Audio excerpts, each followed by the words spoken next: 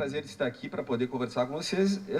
É uma forma de poder ver alguns amigos, eu cumprimento o professor Alberto, poder ver o Marcelo Ser, poder ver a Eleonora, e, enfim, eu gostaria de tratar de um tema que me acompanhou durante os 2 últimos anos e no qual eu ainda estou à procura de tentar compreender fenômenos mais contemporâneos.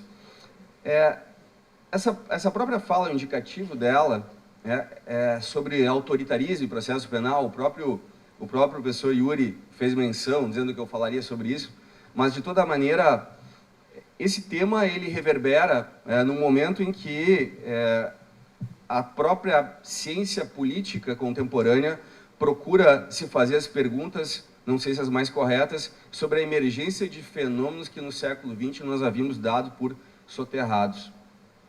Então, também gostaria de agradecer ao próprio David, quem auxiliou, porque geralmente eu não faço através de apresentações, eu acho que não vai dar tempo de passar todos os pontos, mas isso, eu estava faz 2 semanas no seminário em Salvador, do BDAPP, e aí fala o professor Auri faz a apresentação, depois o professor Alexandre Moraes da Rosa faz uma apresentação ainda mais cheia de requintes tecnológicos. Bom, eu estava muito tranquilo, que eu depois falava para o professor Jacinto Coutinho, e eu disse, bom, o Jacinto também, eu fiquei meio excluído por ser um old school, vamos dizer assim, né? Então, eu resolvi fazer algumas lâminas, algumas questões aqui para trazer para vocês visualmente. Mas, sobretudo, o David me auxiliou porque eu estava usando um programa que, aliás, a própria Lava Jato, a Operação Lava Jato, ela me fez abolir 2 coisas da minha vida. Um foi a camisa Seleção Brasileira, outro foi o PowerPoint. Então, eu estou usando outro programa, né? Então, eu não quero ser confundido com o PowerPoint. Então, mesmo que possa ser a mesma coisa, nem que seja nominalisticamente, eu uso qualquer outra coisa, menos o PowerPoint. E para dizer a vocês que a história do processo penal brasileiro, ela se confunde, especialmente no início, no primeiro terço do século XX, com a história da construção de um código que, entre nós latino-americanos, é o único remanescente de um período no qual toda essa estrutura do processo penal era voltada para a satisfação da pretensão punitiva. Esse é um código que, apesar das diversas reformas, ele jamais teve qualquer tipo de modificação no seu âmago. A estrutura com a qual nós trabalhamos no Código de Processo Penal, especialmente porque o ministro da Justiça à época, Francisco Campos, aqui nós podemos ver uma célebre frase imputada a ele, governar é prender, instaura no núcleo do Código, no núcleo do processo penal brasileiro, uma certa forma de pensar, uma certa maneira de estruturar, e que acaba resultando numa codificação absolutamente infensa a qualquer tipo de liberalismo jurídico. Talvez esse seja o grande ponto para se destacar. O nosso Código de Processo Penal, historicamente, ele acaba sendo um código moldado de acordo com outro código 10 anos mais novo, que foi o Código de 1930, italiano, em pleno Estado fascista. É importante eu se examinar as razões históricas, né? Por que a Itália elabora como primeiro código, como primeira obra de codificação, a alteração do Código de Processo Penal e não outra legislação? Essa é uma pergunta que todos nós devemos fazer. E por que o Brasil, apesar de todos os países latino-americanos, todos, sem exceção, já terem alterado o seu código, nós o mantemos? Repito, as reformas que foram feitas, talvez a mais brusca delas, a mais ampla delas, a de 2008, ela modifica procedimentos, ela modifica pequenas questões que são, para usar um termo que acabou sendo difundido alguns dias atrás, filigranas perto do resto. Então, o estudo do processo penal brasileiro é, sem sombra de dúvidas, uma certa maneira de relembrar velhos fantasmas do passado que jamais deixaram de assombrar essa velha casa. Bom, Então, aí temos a expressão cunhada, uma expressão célebre por Francisco Campos, e é o próprio Francisco Campos que desenvolve, ele gere uma comissão de notáveis que se espelhará na codificação italiana de 1930. Então, no primeiro momento, Francisco Campos, conhecido como Chico Ciência, alguém envolvido na própria edificação do ato institucional número 5, e que por todos os motivos é alguém que de longa data se coloca nos piores momentos autoritários da nossa história, ele escreve uma exposição de motivos que deveria ser, talvez, na graduação, lida no primeiro dia de aula. Ela é uma ode, ela é uma homenagem à codificação, não apenas à codificação fascista, mas aos seus autores intelectuais. E isso faz com que nós tenhamos que nos debruçar e perquirir quais são as causas possíveis para que possamos ter ou almejar algo melhor do que atualmente nós temos. Esse Código de Processo Penal fascista, ele tem como autoria intelectual um autor que, repetidas vezes, não só aparece nas decisões contemporâneas dos nossos tribunais, como também é um autor repetidas vezes citado pela doutrina sem qualquer tipo de contextualização. Vale dizer que Vincenzo Manzini, o grande autor intelectual, alguém que escreve um Código de Processo Penal em 3 meses, segundo o professor italiano hoje, talvez a maior autoridade viva em processo penal no mundo, o Franco Cordeiro, diz: há golpes de machadinha. Já tal a imprecisão da lapidação dos institutos. Mas esse Código de 1930 na Itália, ele tinha como grande meta não apenas ser o código dos códigos fascistas, como também sepultar o velho liberalismo italiano que tinha no Código de 1913, chamado Finocchiaro Aprile, a sua grande expressão. Portanto, são duas as coisas que são dois os motivos, são duas as razões históricas pelas quais a Itália elabora um novo código. A primeira delas é de cunho político, até mesmo porque grande parte da doutrina processual penal dirá, como diz Goldschmidt, que o processo penal é o termômetro pelo qual se podem medir as características democráticas ou autoritárias de uma nação. Ou como diria o Pisapia, que nós medimos o grau civilizatório de uma nação pelas suas regras de caráter processual penal. Por essa razão, inaugural, nós temos um novo modelo de sistema que se apresenta e também para soterrar de vez com os velhos anseios liberais, dentre eles toda a clássica história da penologia clássica com Francesco Carrara, com Cesare Beccaria e todos os outros grandes autores que compuseram o cenário mais humanitário da história do processo penal e que agora são soterrados pela avalanche e pelo regime autoritário de Mussolini. Uma questão que não se poderia deixar de notar, na Itália nós temos um grande ministro da Justiça chamado Alfredo Rocco, quem vai capitanear e chamar para si todas as questões mais importantes que podem ser encontradas no Código de Processo Penal. Esse autor, Alfredo Rocco, que era um professor de direito comercial e de processo civil, e que também tem um irmão que atuou na elaboração do Código Penal da época, chamado Arturo Rocco, um grande doutrinador de direito penal. Esse código, ele mais ou menos se equipara nas exposições de motivo ao nosso Código de Processo Penal contemporâneo. Não à toa, Francisco Campos homenageia tanto Vincenzo Manzini quanto Arturo Rocco na exposição de motivos. E para não dizer da inatualidade, pelo contrário, da mais própria atualidade desse pensamento, há cerca de 10 dias fazia eu uma sustentação oral no TRF, quando, obviamente, um habeas corpus denegado, em que um desembargador faz homenagens ao saudoso ministro Francisco Campos. A questão a se perguntar é saudoso para quem? Para um regime democrático, certamente não pode ser. Não se trata de ignorância, se trata exatamente da manifestação mais pura e simples de um pensamento que não deixou de estar presente na nossa doutrina, na nossa jurisprudência. Mas seja como for, esse Código de Processo Penal, ele é estruturado da seguinte maneira, e vocês vão perceber o quanto ele é parecido com o nosso modelo. Então, num primeiro momento, uma investigação preliminar, onde os poderes da polícia e do Ministério Público não conhecem confronto contraditório ou sequer em termos de paridade de armas. Algo muito similar ao nosso, não? Segundo detalhe, nós temos ali um excesso de prisões preventivas, de prisões cautelares.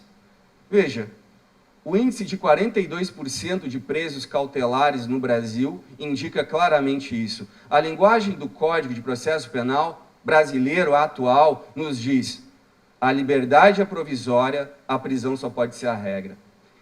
Um terceiro aspecto, e claro, sem falar do pacote anticrime que quer e que deseja ressuscitar a prisão obrigatória decorrente de uma prisão cautelar, de uma prisão em flagrante. Um terceiro aspecto, um Código de Processo Penal fundado sobre o princípio da liberdade das provas. Originariamente, o nosso Código de Processo Penal só conhecia limitação probatória quanto à prova relativa ao estado das pessoas. 2008 introduz, com uma espécie de concretização constitucional, as regras sobre prova ilícita.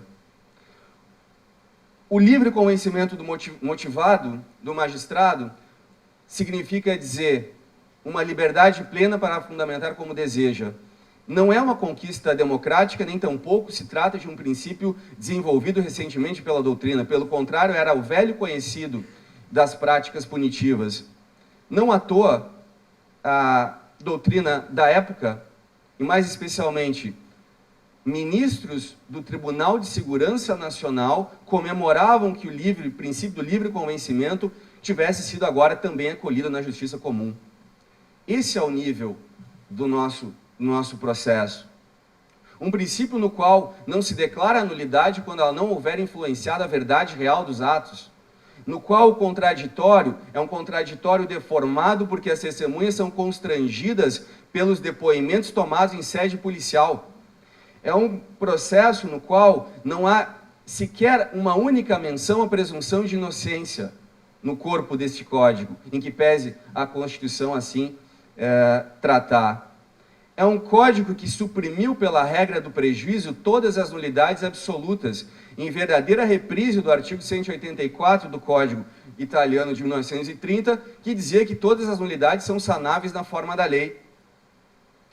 É um Código de Processo Penal que autoriza o juiz a condenar para além da imputação, dizendo que o juiz pode aplicar pena diversa da pretendida pelo acusador, como ocorre na emendatio libelli do artigo 383 do Código de Processo Penal. Na exposição de motivos, Francisco Campos fala em condenação ultra petita. Veja que maravilha nós temos. É um Código de Processo Penal que autoriza o magistrado a suprimir a publicidade dos atos em consonância com a ordem pública. E, por fim, que distribui o ônus da prova, dizendo que a defesa deve provar as excludentes de ilicitude ou as excludentes de culpabilidade, regras essas que são ainda mais aperfeiçoadas pela lei de lavagem de dinheiro, que determina que o acusado deve provar a origem lícita dos seus bens. Veja que nós não temos unicamente uma certa dimensão autoritária que ficou para trás, mas ela ocorre em sobreposição. A falta das nossas reformas processuais penais, ela também se compatibiliza com as mais recentes alterações, não apenas legislativas, mas a introdução de vários fenômenos que, por assim dizer, doutrinariamente ou jurisprudencialmente, acabam, por seu turno, determinando um certo nível de inflexão autoritária já num segundo momento. Eu não vou ler, evidente, depois eu posso disponibilizar o link de compartilhamento dessa fala, mas a estrutura do nosso Código de Processo Penal, em que pese eu não poder dizer com todas as letras que se trata de uma cópia do Código Rocco, ele possui as mesmas estruturas normativas distribuídas por livros diversos. É claro que, nesse momento, nós temos não apenas um velho código autoritário que se encontra aí como um verdadeiro conceito zumbi, Mas, por outro lado, a ele se agrega um autoritarismo de nova safra. Vale dizer, Francisco Campos, Oliveira Viana, Alberto Torres, todos esses autores que contribuíram para a construção de um humus autoritário no Código de Processo Penal brasileiro, mas não só no processo penal brasileiro, mas em toda uma sociologia brasileira, estavam ou trabalhavam, pensavam, construíam suas ideias a partir do norte epistêmico da época, que era a sociologia. Entretanto, talvez já na virada do século, na segunda metade do século XX, eis uma nova linguagem que surge, e essa linguagem autoritária que surge, ela é recoberta pelas expressões, pelas dimensões e pela retórica economicista. Vale dizer, se o autoritarismo clássico brasileiro ele pode ser compreendido por Francisco Campos, por Oliveira Viana, por Alberto Torres, nós compreendemos hoje o novo autoritarismo brasileiro a partir de dois economistas, Eugênio Goudin e Roberto Campos. E a partir deles e da sua vinculação à escola de Chicago americana e mais fundamentalmente ao neoliberalismo, que nós vamos encontrar o autoritarismo neoliberal. Autoritarismo e liberalismo não são antíteses. Isso já dizia Hermann Heller, quando ele vê sufragar a Constituição de Weimar na Alemanha e vê o nascimento do nazismo. O liberalismo autoritário significa dizer um Estado livre na economia, mas forte em outros setores. Inclusive, para dizer a vocês, são os chavões de Ronald Reagan e Margaret Thatcher, na década de 80, com toda a sua construção estrutural que permite ao neoliberalismo se construir. Esse novo autoritarismo ele funciona a partir de um modo de subjetivação, de que todos nós devemos funcionar como empresas ou empresários de nós mesmos. Essa tese, que é uma tese que é desenvolvida precariamente, de modo muito sucinto pelo Foucault no Nascimento da Biopolítica e posteriormente a um livro que foi publicado em 3 anos, que talvez seja o mais belo exame em termos de fontes historiográficas sobre o neoliberalismo, do Pierre Dardot e do Christian Laval, chamada Nova Ordem do Mundo. Lá eles desenvolvem todo um mecanismo em que o que se põe em tela pelo neoliberalismo é um processo chamado desdemocratização e que meu amigo Rubens Casara chamará de Estado pós-democrático. Veja, para o teor da nossa vinculação, ninguém menos que talvez o grande intelectual orgânico do neoliberalismo mundial, Friedrich Hayek, dirá que é preferível uma ditadura liberal a um governo democrático no qual falte liberalismo econômico.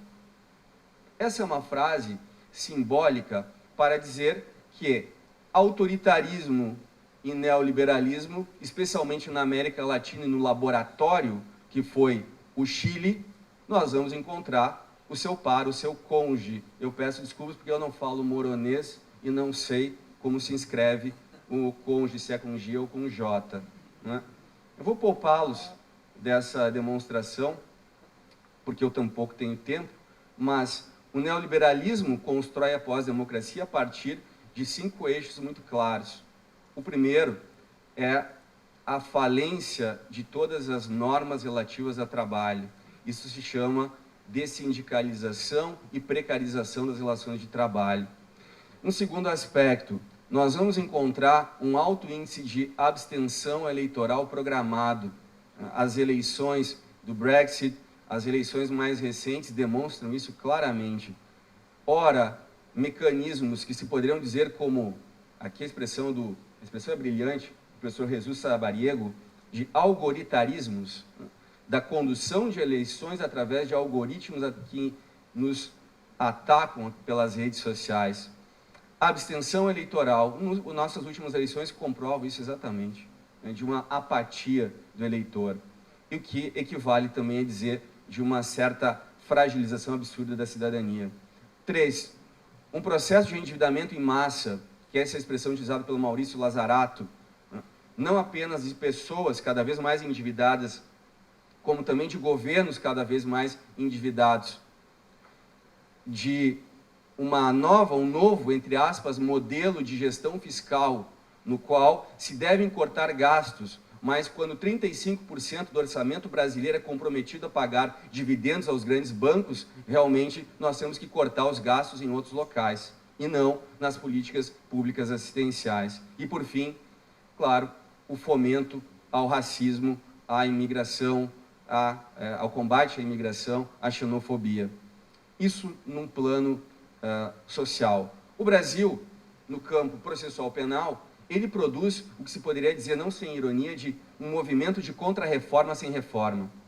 Alberto Binter, quando escreve sobre as reformas latino-americanas, ele diz: todas as reformas acusatórias, quando bem-sucedidas, elas geram um movimento de contra-reforma, de retornar ao status quo autoritário.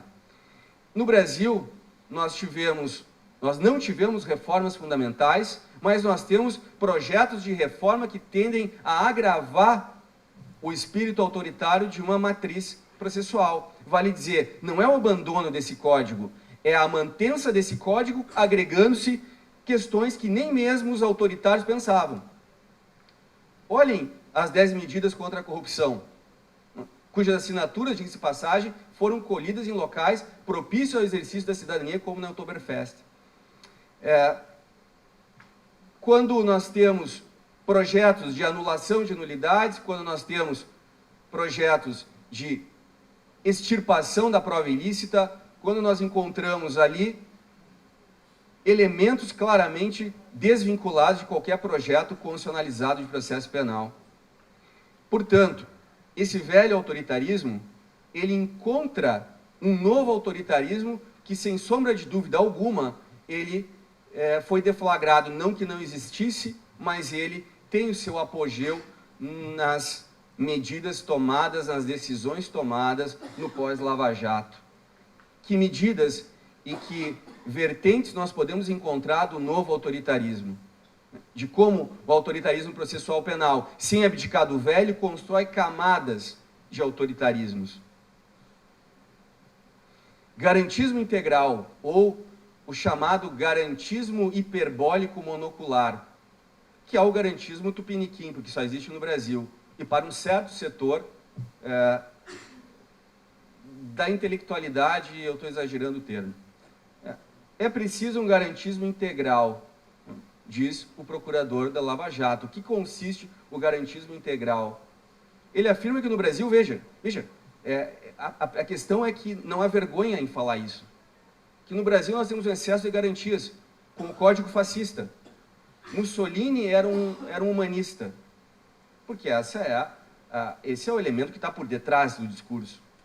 Então, redução ainda mais inflexível de garantias. Esse é o projeto. É um projeto umbilicalmente ligado ao desenvolvimento de certas agências estatais como verdadeiros atores políticos. Então, o garantismo integral quer dizer dar garantias para a sociedade no processo penal, seja lá o que for.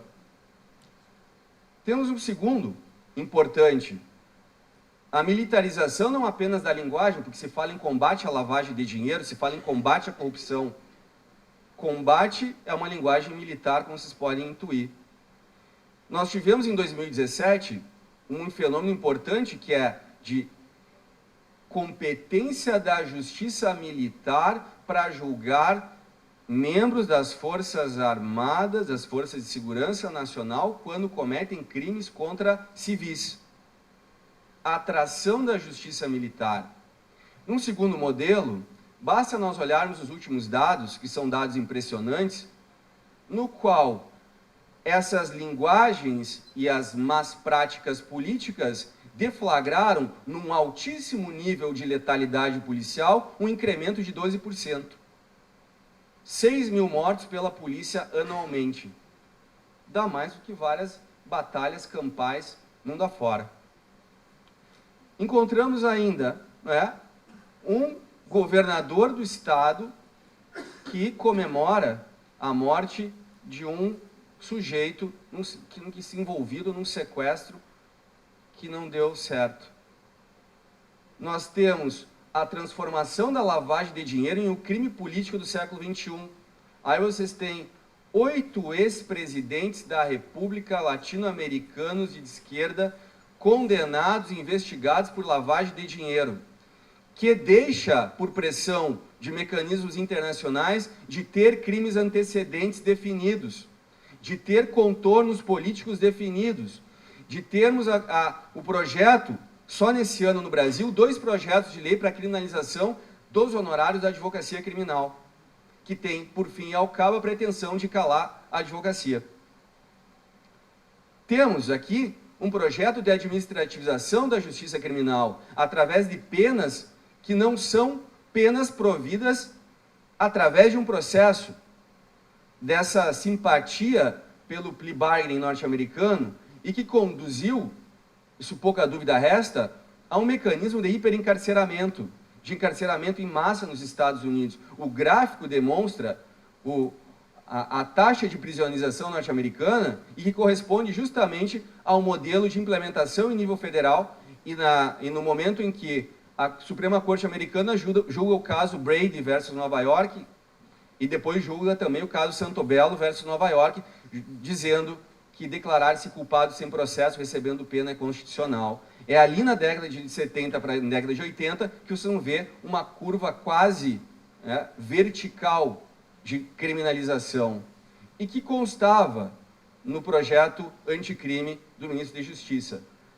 Reformas acusatórias nos códigos latino-americanos. Percebam como é interessante nós termos reformas acusatórias tratadas como plea bargaining. Todos os países latino-americanos, todos, sem exceção, que tiveram as suas reformas consolidadas a partir do modelo norte-americano de negociação de pena, tiveram incrementos de, no mínimo, 100% na taxa carcerária. E quase todos eles com, no mínimo, 70 pontos na taxa de criminalização de pessoas por 100 mil habitantes. Eu posso depois passar esses dados para vocês. Veja o caso de El Salvador, que é o caso onde houve a intervenção americana e o financiamento americano para todas essas reformas de forma mais grave. Passa de 125 presos por 100 mil habitantes para 617. Passa de 7 mil presos para 39 mil presos. Esse é o modelo do nosso ministro da Justiça. Um modelo que nós já conseguimos efetivar sem o recurso a isso. Agora pensem vocês com o recurso a isso. Certamente nós vamos bater, em termos otimistas, nós vamos passar um pouco a China. Talvez um dia cheguemos aos Estados Unidos com seus 2.500.000 presos. Um projeto que olha com bons olhos a doutrina americana e que prevê a possibilidade de flexibilização das provas ilícitas. Esse artigo escrito em 2008 sobre fonte independente e que, ao meu juízo, com muita honra, é o artigo mais mal escrito da história do processo penal brasileiro, porque se um aluno meu numa prova responder dessa maneira, eu daria errado para a questão, porque ele parece não saber do que fala e enrola. Considera-se fonte independente aquela que por si só, seguindo os trâmites típicos e de praxe, próprios da investigação e instrução criminal, seria capaz de conduzir ao fato objeto da prova. Ou seja, para parafrasear o Roland Barthes, isso é anemia semântica. Então veja, se é seguindo os trâmites típicos de praxe, a tortura vale. Se a tortura é uma prática policial brasileira, então ela está de acordo com a nova redação de 2008. Combate à corrupção. Combate à corrupção que pune certo setor democrático, então uma certa aversão à política, permitindo que alguns candidatos se coloquem como outsider do sistema, como candidatos da verdadeira antipolítica. Mas nos Estados Unidos, como bem colocado pelo professor Brandon Garrett, plea bargaining só pega os crimes de rua. As grandes corporações não são punidas. Fazem acordos sigilosos sem nenhum tipo de punição. Então, crimes corporativos, como nós vamos encontrar daqui para frente nos famosos acordos de leniência que foram adotados sem teor crítico algum. Vinculação de atores do sistema de justiça criminal a institutos para projetar políticas de discussão pública. Os famosos think tanks, né, que se espelham no modelo norte-americano. Aqui, veja, um deles, eu não vou citar para vocês, não vou ler, há um curso, que eu não recomendo, por óbvio, mas que tem no seu chamariz uma expressão chamada Olavo tem razão. O curso é demonstrar como a bandidolatria ela influencia no índice de criminalidade brasileira, seja lá o que for isso. Temos ainda, eu prometo encerrar porque eu tenho que voltar, um fenômeno que se pode chamar como juristocracia, que é a reconfiguração dos sistemas de controle normativo a partir de instâncias judiciais. Para dar 3 exemplos muito claros aqui, de uma juíza de Goiás que, com a concordância canalha dos advogados, transforma a audiência de custódia em audiência de instrução e julgamento, condenando o sujeito na própria audiência. Como o STF criminaliza reconhecendo que não há lei sobre o caso da homofobia. E agora, mais recentemente, de uma decisão de um desembargador do TRF4 que afirma que a prova ilícita pro réu tem que ser flexibilizada. Poderemos falar ainda da flexibilização da presunção de inocência.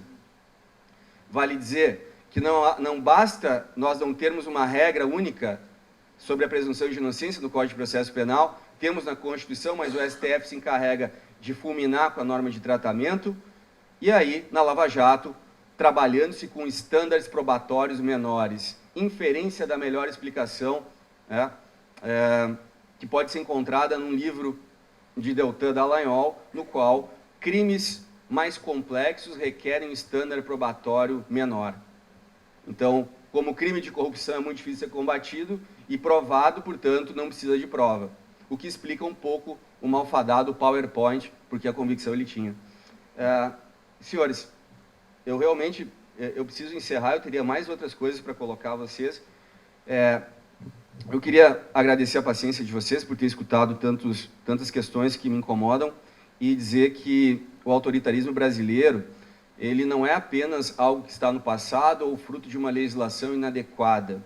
Não é a reforma de um Código de Processo Penal que vai poder provocar efeitos mutantes de uma cultura autoritária, mas sim pensarmos em coisas melhores e entender que o nosso judiciário, que o nosso Ministério Público, que as nossas instituições, de uma maneira geral, elas devem ou deveriam, pelo menos, ter em conta a Constituição e que fossem, pelo menos, orientadas por critérios mínimos de democracia, coisa que até então nós não estamos vendo na prática.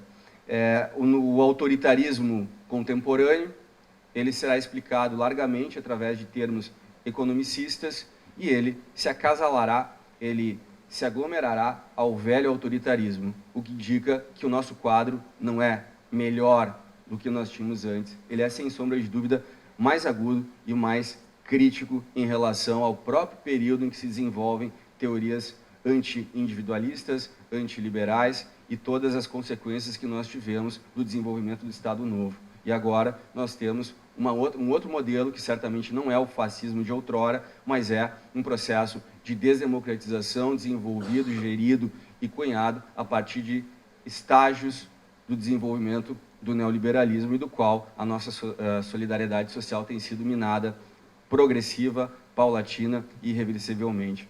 Eu agradeço de novo a Crimesc pelo convite para poder falar. Eu peço desculpas por ter falado tão rápido assim, mas, enfim, eu preciso voltar para Porto Alegre. O voo é agora, tem que sair agora. Tá bem? Muito obrigado pela atenção e bom evento para vocês.